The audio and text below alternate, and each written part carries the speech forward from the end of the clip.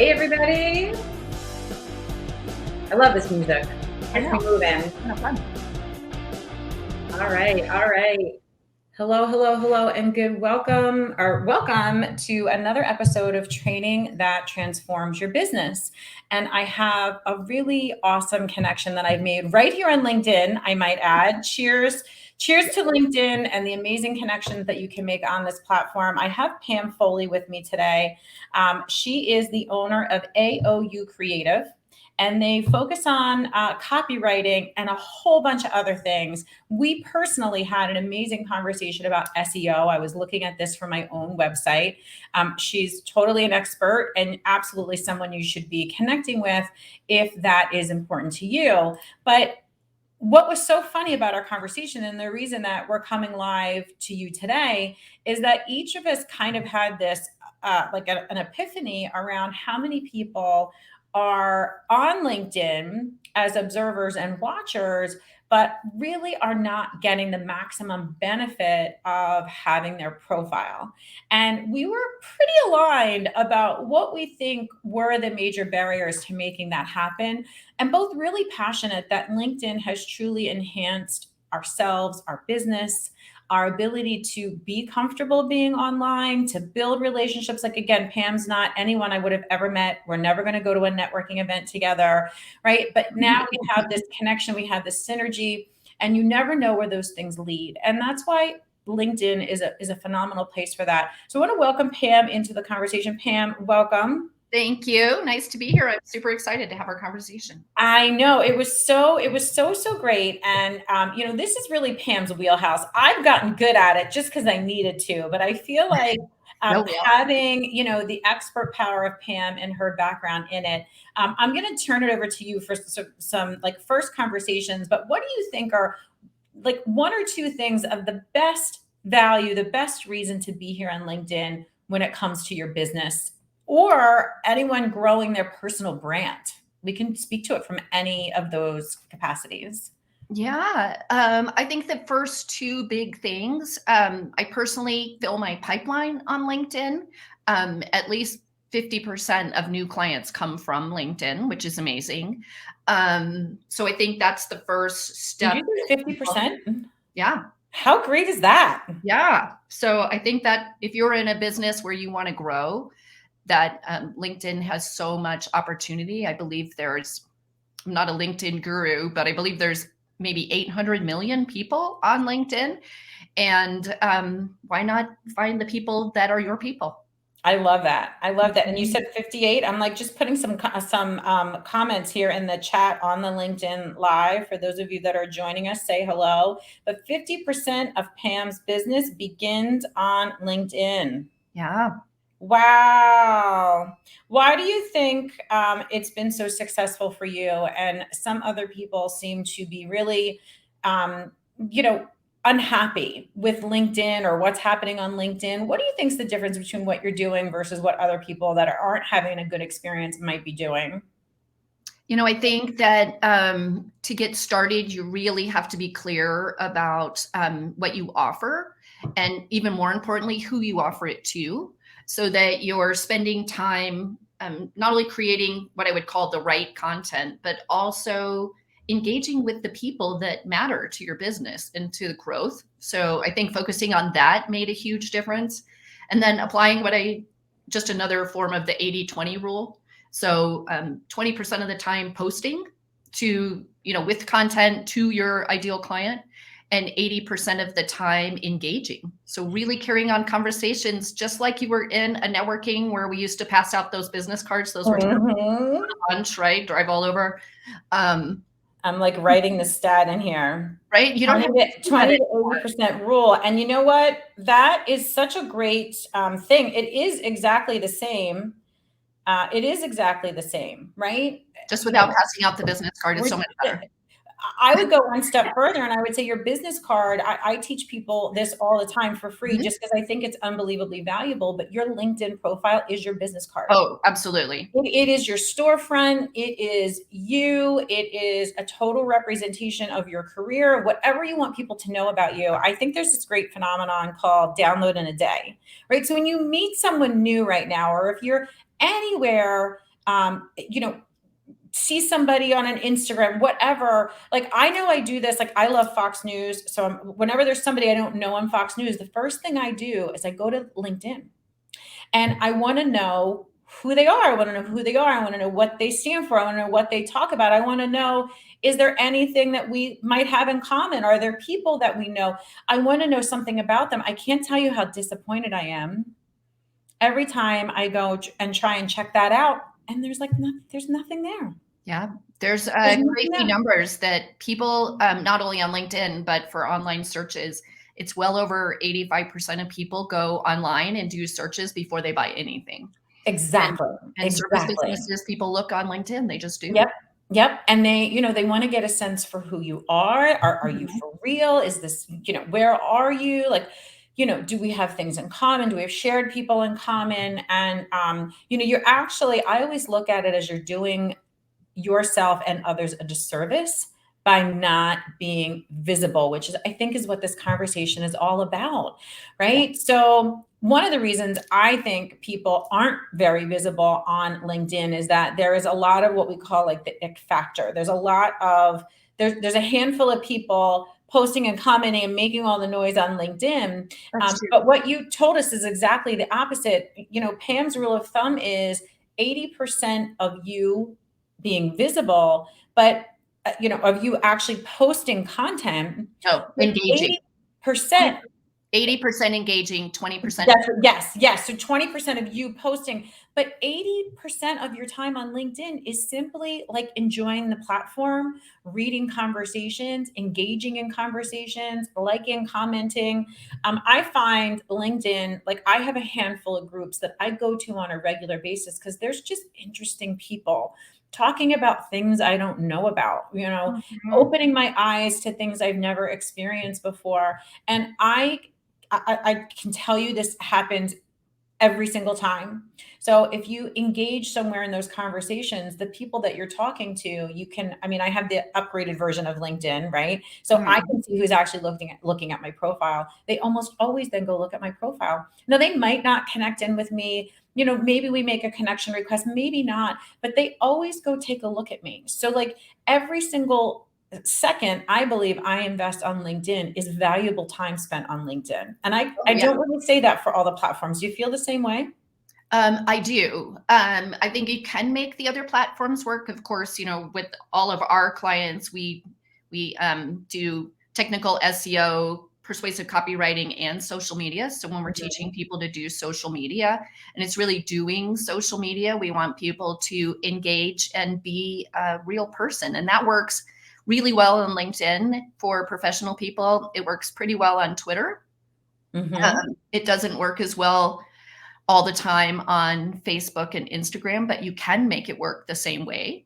It's Yep. really it's really creating a brand and then being that brand and Mhm. talking about it and staying in it. And it works. It does. It really does. I mean, I'm on all the platforms.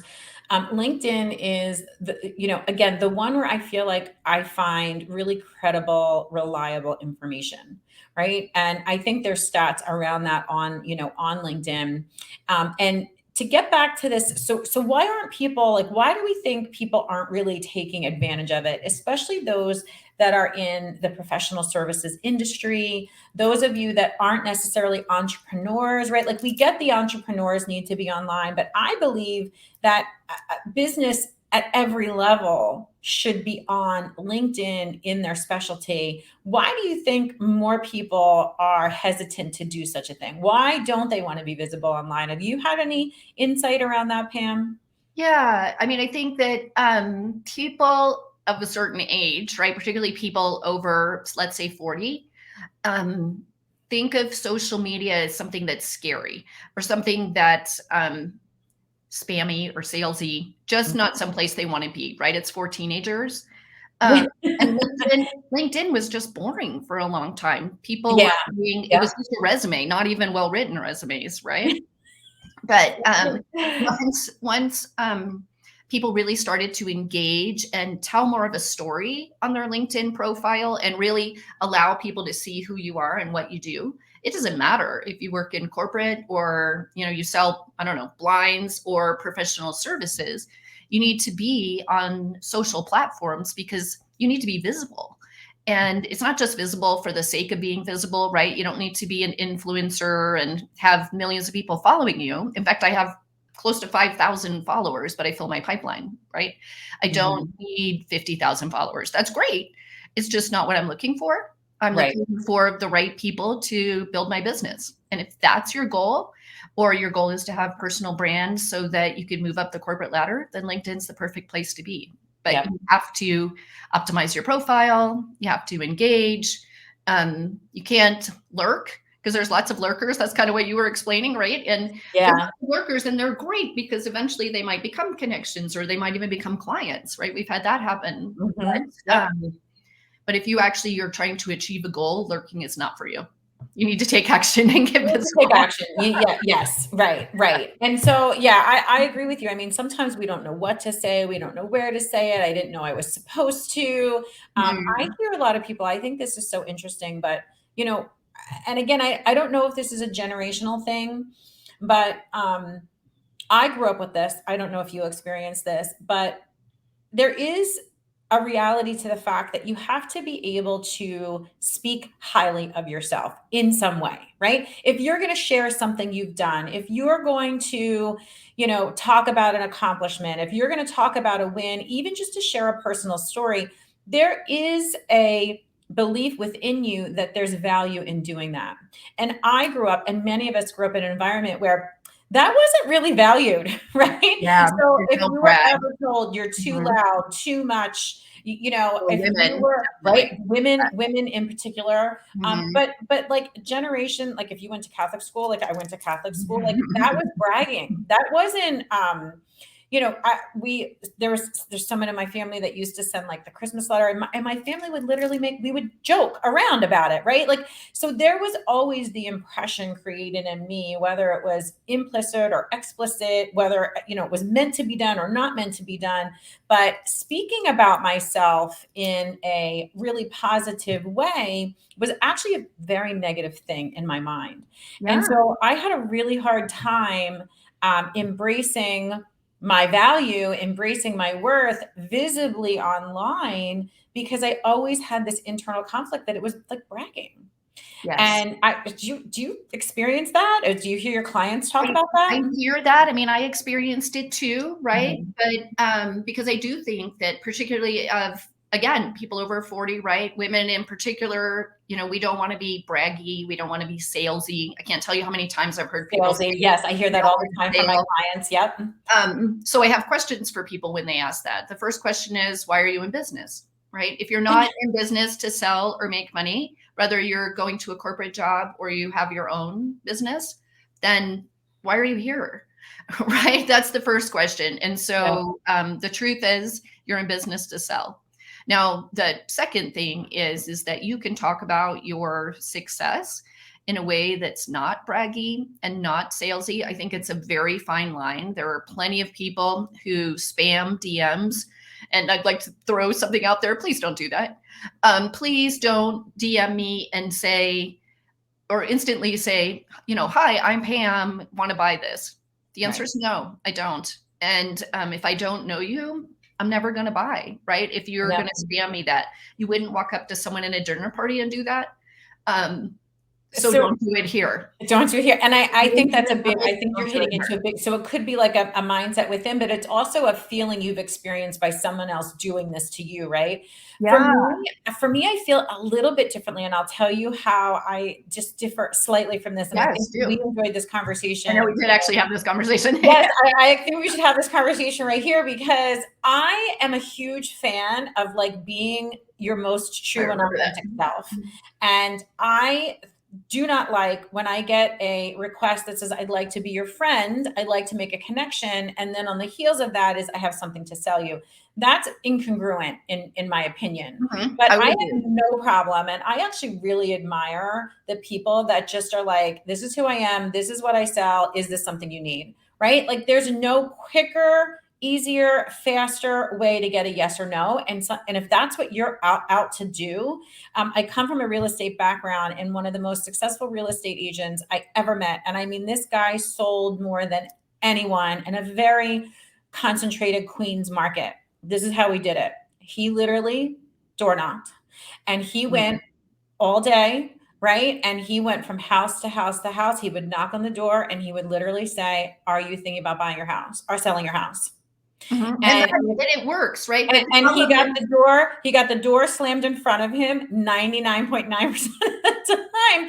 But it's a law of averages, right? A 5%, 2%, 3%. That was fine for him. He didn't care. He was like a machine that way.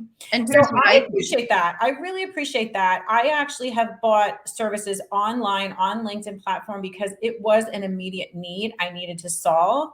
They knew it. They solved it for me, and I was very happy. I don't like the bait and switch. That's what I feel about that. Like, if you generally want to connect with me, I love a good connection. I love a good conversation. But if you really just want to, get on my list so that you can tell me about your products and services, then no thanks. Well, let me tell you what I think. What do you? So I don't think it's bait and switch. I think that the knocking on the doors, you're right. It works 1% of the time, 2% of the time, right? I spent 3 years as a realtor. I sold $40 million in property. I hated it. But were you knocking doors? Why did you hate it? Can I ask that side question? I would never knock doors. Why did you hate it? Why did you hate it? I'm so curious. Because it is salesy. It is salesy. Yeah, for sure. It just wasn't my thing, right? Yep, I just did it truly to make money, and that was a good thing. But the knocking on doors is hard work, and it's much more challenging than it has to be. So when you're selling online, the way I sold real estate offline is creating relationships. So it's much less transactional, because you're right. You might hit somebody that wants to buy, right? I don't prefer that method myself, but it's, we got to give it its due. But I'm with you. It works, I like the connection. I disagree. I think that online, you really, if you want to be successful, if you want to fill 50% of your pipeline, you have to create relationships. And by creating relationships, you have to be a real person that engages and has valuable information to share, and isn't somebody who's going to say, I'm an expert in everything, somebody who's going to, over promote and oversell. Because just like you wouldn't want to sit next to somebody, again, to use the dinner party, right?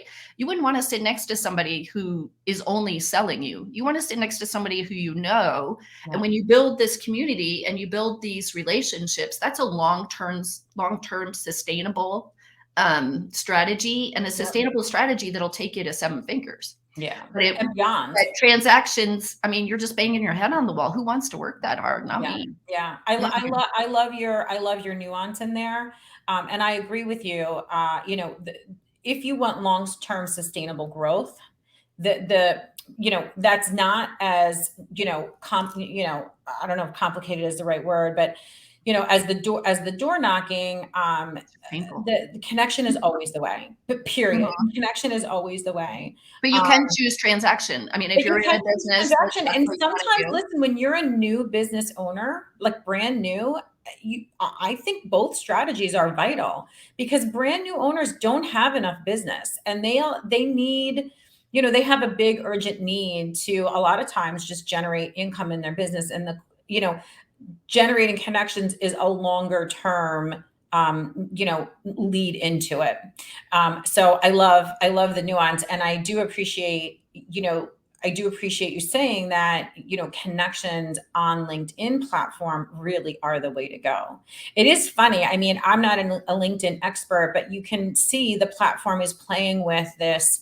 They have made ads available, and they have made it possible to start selling like you would from a LinkedIn or I'm sorry, from a Facebook, platform. But I really don't see a lot of people, or I haven't met a lot of people who are saying that's a really great strategy for them. I don't know if you feel the same. Paid ads on LinkedIn. Yeah. They are changing a little bit, and I think there could be value in those. We really focus on organic growth. Yeah.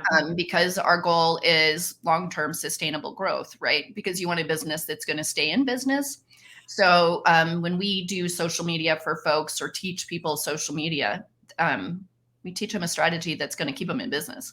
That's awesome. And yeah. So why don't we send everybody off today with a couple of simple, easy, quick tips that you could do today that would position you to be seen on LinkedIn. And what are some of the easiest ways for people that might be feeling a little apprehensive, shy, nervous about making those first couple of posts or making those first couple of comments that would help build the bridge and get them started? Because LinkedIn is totally an amazing platform to be on. What do you think? I've got a couple, but I'll let you kick us off. Okay. The very first one would be optimize your profile. Mm-hmm. So if you have that blue, I think it's blue, might be pink, the blue picture that comes with your LinkedIn behind you, change it. Change you it. Have a header. You need to tell your story on your about section. It's not your resume. I mean, truly tell a story, not just a list of what you've done, no matter what business you're in. And if you have 10 things that you do in your headline, that's too many, right? Nobody is going to read past the first. So what's the one thing that you do? The one thing, yep. About optimizing your profile, and then focus on the one thing, right? I didn't invent the one thing, but it's one ideal audience for one offer for 1 year on one platform. If LinkedIn's your platform, focus on that and decide what your goal is. So if your goal is to get a new job, one ideal audience, one offer for 1 year. Yeah, that's on an one interesting platform. That's an interesting point. Like, I do believe that that's like such a key tweak for people to consider, because I've done it myself. You know, you put your offer out there, like, oh, that doesn't work.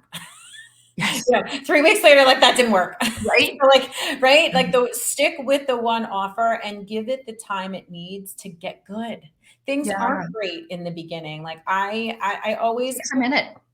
It takes a lot of minutes. You know, there's a Rubik's cube of like right church, right pew, right, you know, and you have to keep making those little pivotal tweaks to get you there. And if you quit after 3 weeks, you're never going to get there. You know, changing offers doesn't get you quicker. It actually just extends the time frame. I've done that more than once. Oh my gosh, me too. I'm like the queen of that. Believe me, I've tested all of these. It is harder to play. It just takes time. Yeah. And if you want to be in business next year, do stuff that's going to get you there. Yeah, I love it. Okay, I'll send someone off with this is my absolute favorite. I love to find people, communities, companies that are really meaningful to me and places where I know my clients like to go. So I do this for a couple of reasons. One is it's conversations I want to have. So the information is interesting to me. I'm personally learning and growing simply because I'm on like this particular channel. So you're more engaged, which is amazing. Yes. Thrive Global is one of my favorite. There's a lot of people on that channel. There's really interesting conversations, and I learn a lot of things for myself. It's also where I go to get topics that are interesting to other people. So just because you want to talk about it doesn't mean that your audience wants to hear about it. Sometimes, like, I had to get really good at making the connection between what I wanted to push with what people wanted to hear. And that when I figured out how to combine those really well, my engagement rose significantly. And so the value I felt from doing all this work of posting completely changed for me. That's clear on your ideal client. That's essential. Yeah, clear on your ideal client. And then how does what you do connect to them? Because the way you talk about an expert is not the way your client is asking or looking for things. Too much. Always say it's not about you. It's not. It's about your ideal client. So we always laugh about that. It's kind of the reverse of dating, right? Yep. And then, like I said, you know, I always get profile views when I comment on other people's posts in conversations that I enjoy being a part of. So a lot of times, like you're like, how do I start a conversation on LinkedIn? Just like that.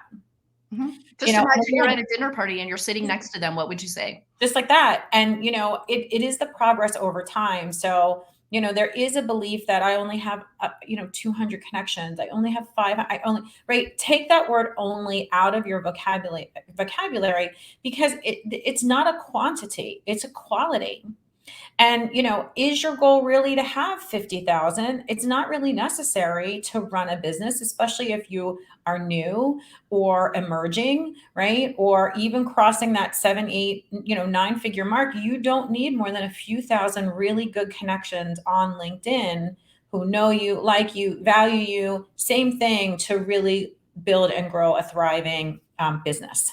So that's my favorite. I love communities. I love groups. And I never know whether these things are true. Pam, maybe you know better, but I feel like you always hear like all the algorithm truths, right? And the one I hear lately, I have a lot of like groups that, I belong to, and we talk, strategy and have some fun conversations.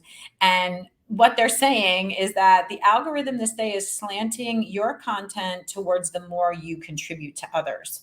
So Absolutely. test this for yourself, right? If you're just posting and you're not seeing a lot of views, spend a week not posting, but commenting, and see if the views change on your posts. That's what I'm being told is a big Oh, part no, of that's the algorithm. always been true. So All right. that's I have no the idea. I don't want to spread false 80% information. posting, 80% engagement. Engagement is commenting, giving value, not saying thanks or great advice. It's truly being in the conversation.